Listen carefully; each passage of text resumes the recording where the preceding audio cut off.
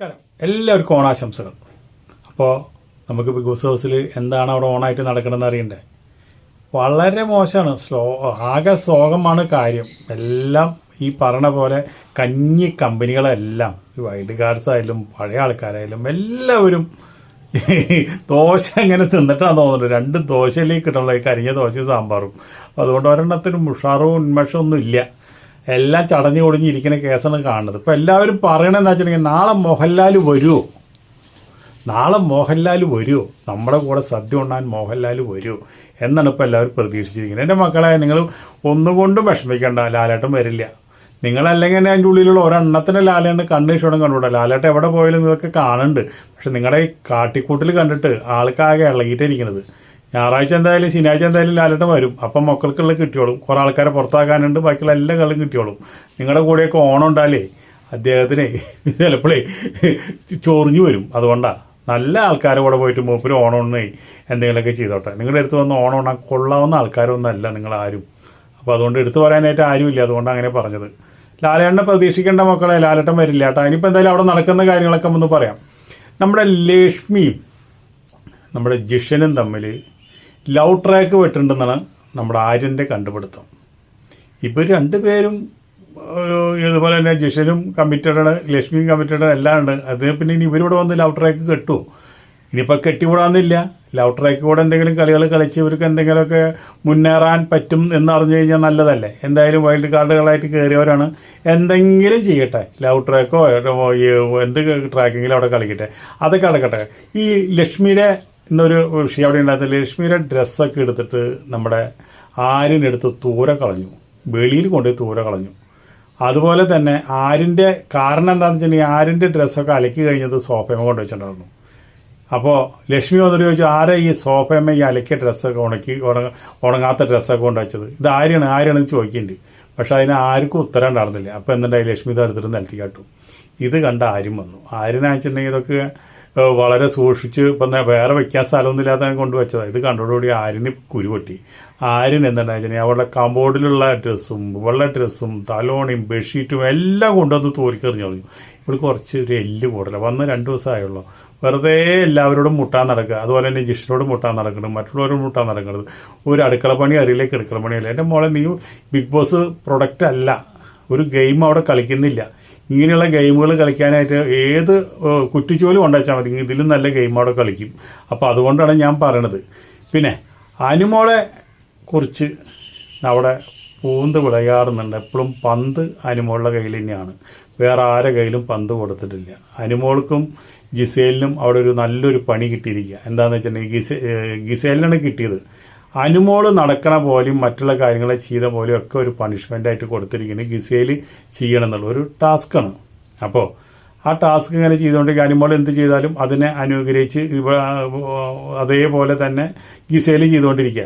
അപ്പോൾ എന്തുണ്ടായെന്ന് വെച്ചിട്ടുണ്ടെങ്കിൽ നമ്മുടെ അഭിലാഷ് വന്നിട്ട് അനുമോളോട് ചോദിച്ചു, ഞാൻ നിന്നൊന്നെടുത്ത് വട്ടം കറക്കട്ടെ. അപ്പോൾ അനുമോള് പറഞ്ഞു, എന്നെ വട്ടം കറക്കിക്കോ, എനിക്ക് യാതൊരു പ്രശ്നമില്ല, കറക്കോളാൻ പറഞ്ഞു. അങ്ങനെ അനുമോളെ പിടിച്ച് എടുത്തു കൊണ്ടുവന്ന് നമ്മുടെ കമലഹാസൻ സെറീന ബാബാവിനെ വട്ടം കറക്കുന്ന പോലെ എടുത്ത് കയ്യിലിട്ട് അങ്ങോട്ട് കറക്കി 2 കറക്കി അവിടെ വഴിച്ചു. അപ്പോൾ എന്തുണ്ടാവണം, ഗിസേലിനെയും ആരെങ്കിലും എടുത്ത് വട്ടം കറക്കണം. ഈ അഭിലാഷ് എന്നെ എടുത്ത് വട്ടം കറക്കണം. പക്ഷേ ഗിസേൽ പറഞ്ഞു, അയ്യോ എന്നെ എടുത്ത് വട്ടം കറക്കാൻ പറ്റില്ല. എന്താ കാരണമുണ്ട്. ഗിസേൽ എന്താ ചെയ്ത് നോക്കണത്, തുട കാണിച്ചുള്ള ഒരു ഉടുപ്പ് പോലത്തെ ഒരു ഉടുപ്പാണ് എടുത്ത് നോക്കുന്നത്. അതെടുത്ത് വട്ടം കറക്കി കഴിഞ്ഞ് കഴിഞ്ഞാൽ അടിയിലുള്ളതെല്ലാം ക്യാമറ ഒപ്പിയെടുക്കുകയും ചെയ്യും, പ്രേക്ഷകർ കാണുകയും ചെയ്യും. അപ്പോൾ അതുകൊണ്ട് ഗിസേൽ പറഞ്ഞു, കുറച്ച് സമയം എനിക്ക് തരണം, എൻ്റെ ഡ്രസ്സൊന്നും മാറിയിട്ട് വന്നിട്ട് നിങ്ങൾ വട്ടം കറക്കേ, തലകൂടെ കറക്കേ, ഇനി ശൂന്യാകാശത്തേക്ക് വിടേ, എന്ത് വേണമെങ്കിലും ആയിക്കോട്ടെ എന്ന് പറഞ്ഞുകൊണ്ട് ഇപ്പോൾ ഡ്രസ്സൊക്കെ മാറി വന്ന് എനിക്കൊരു കറക്കം നമുക്ക് കാണാം എന്ന് പറയണേ. അതുപോലെ തന്നെ ഇനിയിപ്പോൾ 2 വാഴകൾ, എൻ്റെ പൊന്നെ 3 വാഴകൾ, എനിക്കതിനെ കണ്ടിട്ട് ദഹിക്കുന്നില്ല. അതുകൊണ്ടാണ് ഇപ്പോൾ മസ്താനി എന്തുണ്ടായെന്ന് വെച്ചിട്ടുണ്ടെങ്കിൽ, മസ്താനി ഇപ്പോൾ ഈ വേറെ പണിയും ജോലിയൊന്നും ഇല്ല മസ്താനിക്ക്. എന്താ വെച്ചിട്ടുണ്ടെങ്കിൽ എല്ലാം കഴിഞ്ഞു, വരാനായിട്ടും ടാസ്ക് കളിക്കാനായിട്ടും ഒന്നുമില്ല, എല്ലാം അവസാനിച്ചിരിക്കുന്ന ആളാണ്. പിന്നെ തുടങ്ങാനും ഇല്ല. എല്ലാത്തിനും ഇതിനൊക്കെ ഒരു കഴിവ് വേണം. ഇങ്ങനെ നമ്മൾക്കൊരു കണ്ടൻറ്റ് ഉണ്ടാക്കാനും ആ കണ്ടൻറ്റ് സ്പ്രെഡ് ചെയ്യാനും അത് നമ്മൾ ആകർഷിക്കാനും ഒക്കെ ഒരു കഴിവ് വേണം. ആ കഴിവില്ലാത്തതാണ്. അവർക്ക് പറഞ്ഞിട്ടുള്ള ഒരു പണിയുണ്ട്, അത് ചെയ്താൽ മതി. ബിഗ് ബോസ് അവർക്ക് പറ്റിയൊരു ഹൗസല്ല എന്ന് മനസ്സിലാക്കുക ആദ്യം തന്നെ. ഇപ്പോൾ അവിടെ വന്നിട്ട് സീക്രട്ട് ഏജൻറ്റ് കളിക്കാൻ മൂപ്പര് എന്താ വെച്ചിട്ടുണ്ടെങ്കിൽ പുറത്തുള്ള കാര്യങ്ങളൊക്കെ അവിടെയുള്ള മത്സരാർത്ഥികളോട് ചോർത്തി കൊടുക്കുക. എല്ലാവർക്കും പറഞ്ഞു കൊടുക്കുക, നീ ഇങ്ങനെയാണ് കേട്ടോ, നിനക്ക് ഇങ്ങനെ വോട്ടുണ്ട് കേട്ടോ, നീ ഇങ്ങനെയൊക്കെ എല്ലാവരും ഇഷ്ടപ്പെടുന്നുണ്ട്, അനുവിനെ എല്ലാവരും ഇഷ്ടപ്പെടുന്നുണ്ട്. ഇത് അറിഞ്ഞോട് കൂടിയിട്ട് നമ്മുടെ ബിഗ് ബോസ് പറഞ്ഞു, വാണിംഗ് ചെയ്തു. അതേ മസ്താനി ഇവിടെ വന്നത് പുറത്തെ കാര്യങ്ങളിവിടെ പറയാനല്ല, ആ കാര്യങ്ങളൊക്കെ ഇവിടെ പുറത്തെ കാര്യങ്ങളൊക്കെ ഞാൻ കുറേശ്ശെ പറഞ്ഞു കൊടുത്തോളാം. നിങ്ങൾ വന്ന പണി നിങ്ങൾ എന്താ ചെയ്യും, അല്ലാണ്ട് നിങ്ങൾക്ക് ഇവിടെ വേറെ അധികാരവും തന്നിട്ടില്ല. നിങ്ങൾ സീക്രട്ട് ഏജൻറ്റ് കളിക്കേണ്ട കേട്ടോ. ഒരു വാണിംഗ് കൊടുത്തത് അത്യാവശ്യമാണ്. വാണിംഗ് എടുത്ത് തൂരാളെയാണ് 3 ശരിക്കും പറഞ്ഞാൽ 4 വേസ്റ്റാണ്. ഈ ലക്ഷ്മിയും വേസ്റ്റാണ്, മസ്താനിയും വേസ്റ്റാണ്, ഈ പ്രവീണും വേസ്റ്റാണ്, അതുപോലെ തന്നെ ഈ സാബുമോനും വേസ്റ്റാണ്. ഇതൊക്കെ കാണുമ്പോഴേ നമുക്ക് ആകെ വിഷമം തോന്നുക. എന്ന് വെച്ചിട്ടുണ്ടെങ്കിൽ ഈ സാബുമോനെയും ഈ പ്രവീണിനെയൊക്കെ ഇതിൽ കൊണ്ടുവന്നിട്ടിട്ട് മനുഷ്യന്മാരെ ബോറടിപ്പിക്കാനായിട്ട് എൻ്റെ വേറെ എവിടെന്നെങ്കിലും ഒരു കുറ്റിച്ചൂല് കൊണ്ടുവച്ചാൽ മതി, ആ കുറ്റിച്ചൂല് ഇതിനേക്കാളും നന്നായി കളിക്കും. അത്രയും വേസ്റ്റുകൾ. ഇതുപോലെ ബിഗ് ബോസ് വന്നതിന് ശേഷം ഇതുപോലെ ഒരു ബിഗ് ബോസ് ഹൗസ് നമ്മൾ കണ്ടിട്ടേ ഇല്ല. ഇനിയിപ്പോൾ വന്നവരെന്തിനാ പറയണത്, വന്നവരും നിന്നവരും ഒക്കെ കണക്കാണ്. പണ്ടാരെ പറഞ്ഞ കണക്ക് ഒരു വലിയൊരു സദ്യ നടത്തുക. വലിയൊരു സദ്യ നടത്തുമ്പോൾ എല്ലാവരും ഇന്ന് ഭക്ഷണം കഴിക്കുക. ഭക്ഷണം കഴിക്കുമ്പോൾ അവിടുത്തെ ആൾ ചോദിച്ചേ, ഒരാൾ വന്നിട്ട് ഇയാളോട് പറഞ്ഞു, അതേ ഇതെന്തത് സദ്യ വിളമ്പാത്തേ?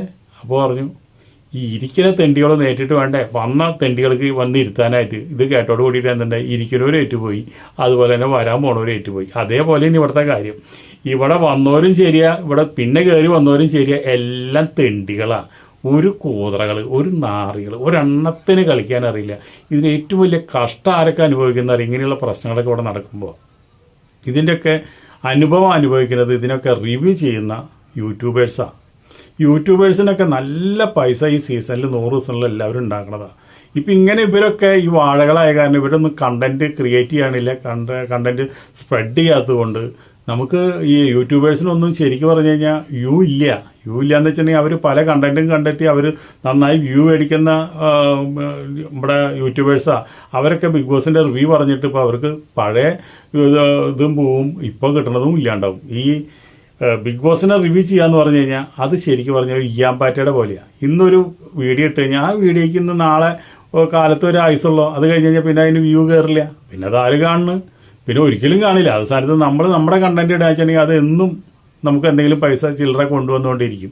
ഇതിപ്പോൾ പണ്ടാരെ പറഞ്ഞ കണക്ക് ഇല്ലത്തുനിന്ന് ഇറങ്ങുകയും ചെയ്തു, അമ്മാത്തൊത്ത് എത്തിയുമില്ല, ഇവിടെ നിന്ന് ഇറങ്ങിയതും പോയി, അവിടെ എത്താണ്ട് പോയപ്പോൾ നമ്മുടെ കണ്ടൻറ്റ് എടുത്ത് മാറ്റി വെച്ച് ഈ കണ്ടൻറ്റ് ഇട്ട് തുടങ്ങി.